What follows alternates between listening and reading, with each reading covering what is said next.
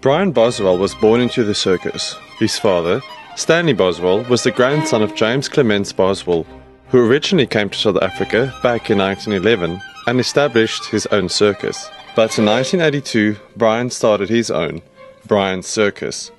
In 2001, the name changed to Brian Boswell Circus as it is known today. These days, Brian manages the circus with his wife Jane and his daughter Georgina.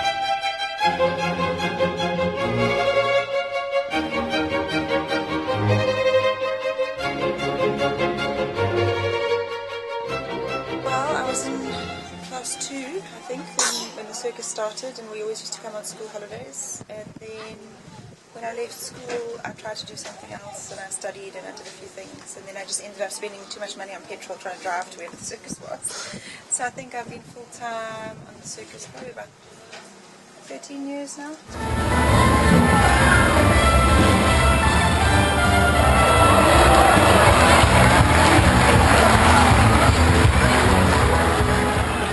You do the lions, as far as I understand. Exactly. How long have you been doing that? So working with wild animals, I'm doing now for 12 years. And did you sort of, how do you become a lion tamer? Just by chance. Just by chance. My career started actually, well, I must say since I'm a child, I'm so much in love with animals, all kinds. And I never find a way to make a job where I can work with animals. So before I was a dancer. And one way I was on the way to the work on the motorway in Germany, and I crossed somebody, or he crossed me, because he was taking over and making me signs to stop. So I said, why not? And it was one guy, he worked in the circus. So that was my first thing how I met the circus. Rita ended up in South Africa because Georgina, who used to be the lion tamer, was pregnant with daughter Madison. You're from Mongolia, Yes. and you and your family. And how did you guys end up in South Africa, traveling with a circus? Yeah, first time in 1995 I come Boswell Circus, and now I'm 70 years here. There are those people that join the circus and those who, like Georgina, were born into it. And there is a certain jargon and etiquette that goes with circus life. Ek's 'n josser. 'n Josser, is dit Dis die woord. Vir ou wat nie 'n sirkusmens is nie, maar nou 'n sirkusmens is. As jy gebore in 'n sirkus is, Ja. as jy 'n sirkus soos Georgina. Ja. Ek is in die sirkus ek het sirkus gejoin, so ek is 'n josser. Martin said Josser is like A someone josser is a coming in. person who's not born in the business. I'm a josser. Yeah. Madison is a true circus person. Yeah. She's born in the business of generation. Is there some sort of discrimination between true bloods and Jossers? Well, I suppose there is, yes. Well, I've had some very funny arguments with people that have worked on the show before, and someone that was in the circus for 1 year and called me a josser, where I've been in the business longer than he's been alive.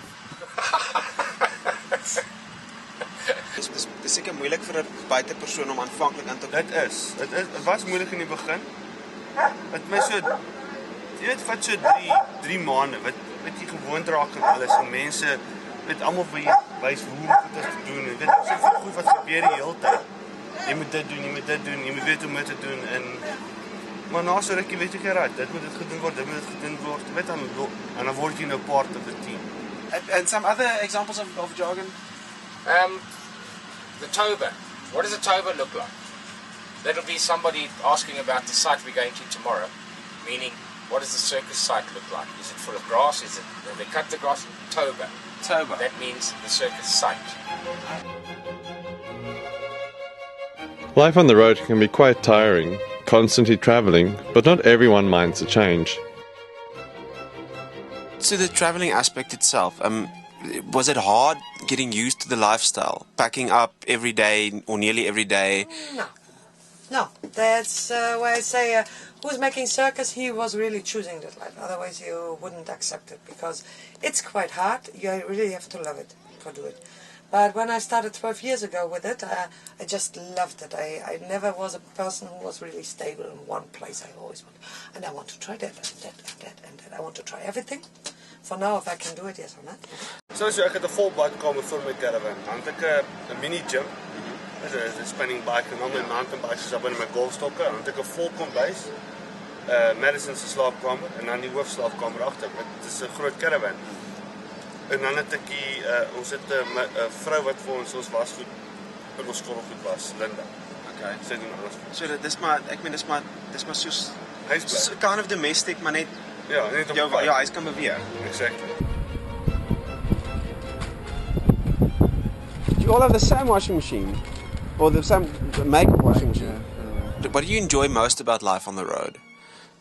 The changing. That it's not going in too much a routine.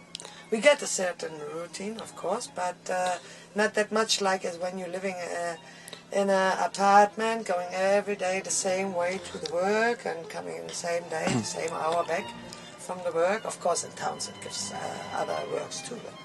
But How many people are coming? Okay, so you use one of those vouchers. Now you can use one, because each voucher is going to be for 2 people. Can you not bring another person with you? Then you get 2 free, you buy 2. But what does the future hold for the travelling circus? Are its days numbered?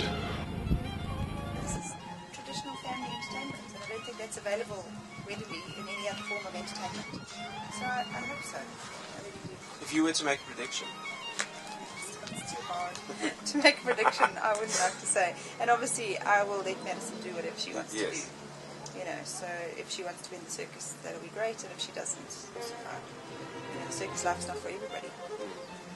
One of the challenges they do face these days are that some people don't like wild animal acts in the circus. I don't believe those days are over. I believe there will always be a need for circuses, travelling circuses. However, the biggest problem here, which I'm sure everybody's aware of, is we're going into an era now where there are a lot of outside people, not in the business, that don't want animals in the circus. Now, traditionally, for hundreds of years, animals have been used in the circus. Unfortunately, a lot of circuses have treated animals so badly that they've gained a reputation. And circus has become synonymous with, oh, don't go to the circus because they don't treat the animals well. Now, it's like a bunch of people. There'll be one bad apple in the group, which will spoil it for everybody else. There are more circuses in the world that take very good care of the animals than there are circuses that don't. And unfortunately now in South Africa it's becoming I could use the word perhaps a witch hunt, where there are people determined to stop performing animals in the circus. And if that happens, then we are in trouble. But here, I can say Jane and Brian, with this circus, I've been here 20 years now on the same circus, and in my whole 20 years that I've been here, I've never seen one incident of neglect, of where animals have been left for days without water and food. I've never ever seen that.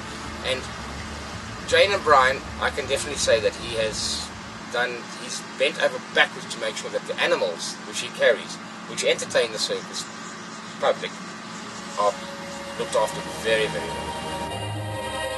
For the moment it seems that the traditional travelling circus is alive and well in South Africa. But only time will tell what the future will truly hold.